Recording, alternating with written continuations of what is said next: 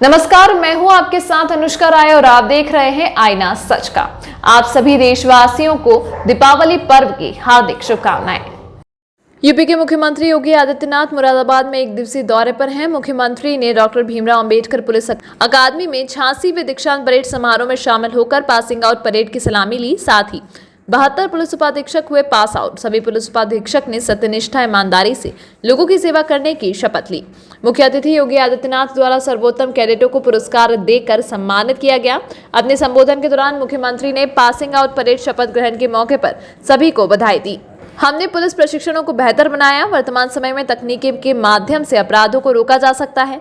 आपका पद पुलिस विभाग में महत्वपूर्ण पद है। शांति व्यवस्था बनाए रखने में आपकी अहम भूमिका होगी। आप प्रदेश को अपराध मुक्त प्रदेश बनाएंगे।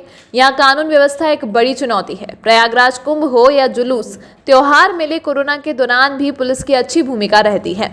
कार्यक्रम के दौरान मुख्यमंत्री ने विपक्षी पार्टियों पर जमकर हमला बोला। मुख्यमंत्री ने कहा कि 2017 से पहले लोगों को आवास नहीं मिले थे।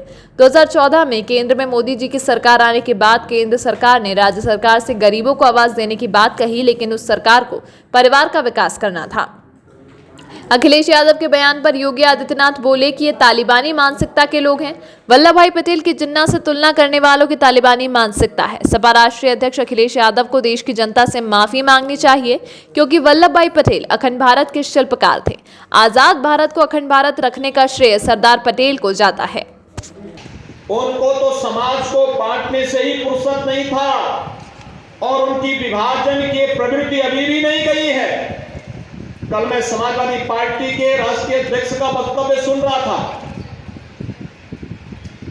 वह देश तोड़क जिन्ना से इस राष्ट्र को जोड़ने वाले सरदार वल्लभ भाई पटेल की तुलना कर रहे थे। भाइयों बहनों, ये वक्तव्य अत्यंत शर्मनाक है।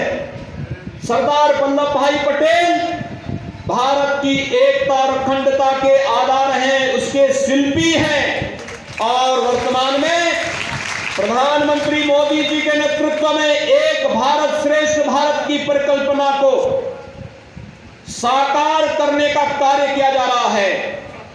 लेकिन आजाद भारत को एक भारत के रूप में रखने, अखंड भारत के रूप में वर्तमान भारत को रखने का श्रेय अगर किसी को जाता है तो वह सरदार वल्लभ भाई पटेल को जाता है, जिन्हों पूरा देश लौह पुरुष के रूप में मानता है।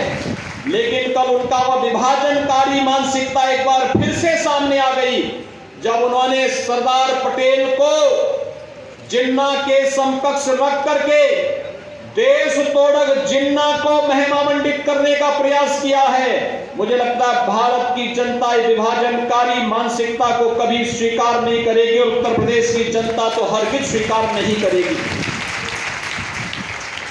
यह तालिबानी मानसिकता है जो हमेशा तोड़ने में विश्वास करता है।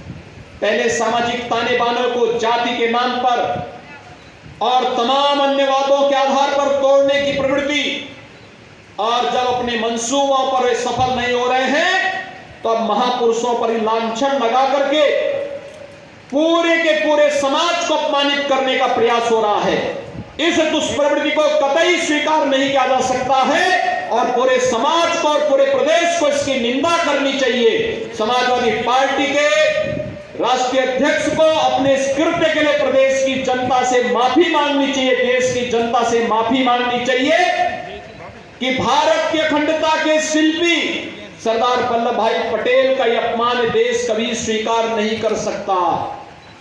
उनका यह वक्तव्य इसलिए आया है क्योंकि विभाजन की उनकी प्रवृत्ति हमेशा रही है। वे चाहते ही नहीं थे किसी गरीब को मकान मिले, किसी गरीब को शौचालय मिले, किसी गरीब को। अभी तक के लिए फिलहाल इतना ही। खबरों को देखने के लिए बने रहिए आईना सच का के साथ।